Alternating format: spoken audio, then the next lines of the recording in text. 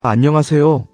세상의 모든 꿈과 문화를 두드리는 곳, 두드림 채널의 누리드림입니다.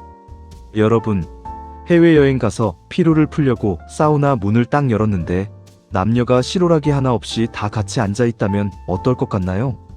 반대로 외국인이 한국 목욕탕에 수영복을 입고 들어온다면요? 오늘은 아주 아찔하고 흥미로운 글로벌 문화 충격, 한국과 유럽의 목욕탕과 사우나 문화에 대해 파헤쳐 보겠습니다. 먼저 우리에게 익숙한 한국의 대중 목욕탕 문화를 볼까요? 한국에서 목욕탕은 때를 밀고 몸을 깨끗하게 씻는 곳이라는 인식이 강합니다. 남탕과 여탕이 엄격하게 분리되어 있고 동성끼리는 다 벗고 들어가는 게 너무나 당연하죠. 오히려 탕 안에 수영복이나 속옷을 입고 들어간다면 10중 8구 아니 젊은 사람이 왜 저래? 하며 호통을 듣거나 쫓겨날 겁니다. 위생상 물이 더러워진다고 생각하기 때문이죠. 따뜻한 온탕에 몸을 푹 담그고 바나나 맛 우유 하나 딱 마셔주는 것. 이게 바로 한국식 힐링입니다. 그런데 시선을 유럽으로 돌려보면 이야기가 완전히 달라집니다. 특히 독일, 오스트리아, 네덜란드 같은 서유럽 국가들의 사우나는 한국인들에게 그야말로 멘붕을 선사하는데요. 바로 남녀 혼탕이 기본이기 때문입니다. 에이, 혼탕이라도 수영복은 입겠지라고 생각하셨나요? 놀랍게도 유럽의 정통 사우나에서는 수영복 착용이 엄격하게 금지되어 있습니다. 남녀노소 할 것 없이 모두가 태초의 모습으로 함께 땀을 뺍니다. 도대체 왜 수영복을 못 입게 하는 걸까요? 여기에는 과학적이고 문화적인 이유가 숨어 있습니다.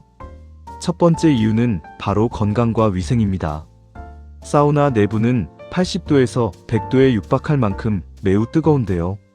나일론이나 폴리에스터 같은 화학섬유로 된 수영복을 입고 들어가면 고온에 의해 유해 물질이나 환경 호르몬이 배출될 수 있습니다. 게다가 젖은 수영복이 땀 배출을 방해하고 세균 번식에 온상이 된다고 생각하죠. 두 번째 이유는 유럽 특유의 나체주의 문화 때문입니다. 이들에게 나체는 성적인 것이 아니라 자연과 하나 되는 가장 건강하고 자연스러운 상태를 의미합니다. 부끄러워하거나 남의 몸을 힐끔거리는 행동이야말로 오히려 매너 없는 촌스러운 행동으로 취급받죠. 그렇다면 수건은 어떻게 쓸까요? 한국에서는 중요 부위를 가리거나 양머리를 만드는 데 쓰죠. 하지만 유럽 사우나에서 수건의 용도는 땀바지입니다. 나무로 된 벤치에 자신의 땀이 한 방울도 닿지 않게 하는 것이 가장 중요한 에티켓이기 때문입니다. 그래서 몸을 충분히 덮을 만큼 커다란 대형 타월을 깔고 그 위에 눕거나 앉아야 합니다. 발바닥에서 떨어지는 땀까지 막아야 해서 발밑에도 수건을 깔아야 하죠. 물론 유럽의 모든 곳이 무조건 다 벗어야 하는 건 아닙니다. 나체가 부담스러운 사람들을 위해 수영복을 입고 들어가는 텍스타일 사우나도 따로 운영되고요. 특정 요일은 여성 전용 사우나로 운영하기도 합니다. 또한 헝가리의 세체니 온천이나 아이슬란드의 블루라군 같은 야외 온천 수영장의 경우는 당연히 수영복을 입어야 합니다. 사우나와 수영장의 개념이 철저히 분리되어 있는 셈이죠.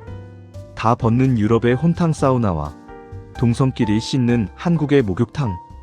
어느 것이 맞고 틀린 것은 없습니다. 기후와 역사, 몸을 대하는 철학이 달라서 생긴 자연스러운 문화적 차이일 뿐이죠. 만약 여러분이 유럽 여행 중 사우나에 가게 된다면 당황하지 말고 그들의 문화를 쿨하게 즐겨보는 건 어떨까요? 자, 여러분은 남녀가 함께하는 유럽식 자연주의 사우나 도전할 용기가 있으신가요? 여러분의 솔직하고 재미있는 생각을 댓글로 남겨주세요. 세상의 모든 문화를 두드리는 누리드림.